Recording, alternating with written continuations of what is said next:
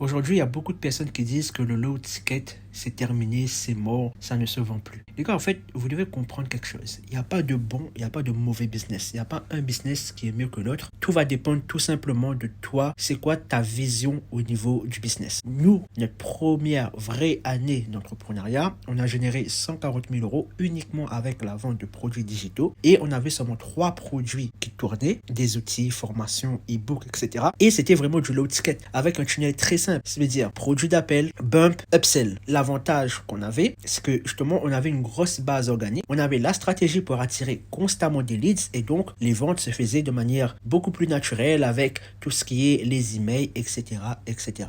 Aujourd'hui, si tu n'as pas une grosse base organique, c'est beaucoup compliqué pour toi de te sortir un vrai salaire avec le low ticket. Mais la solution qui s'offre à toi, c'est potentiellement de basculer sur les pubs payantes, avoir un système qui est beaucoup plus structuré avec les emails, les relances, etc.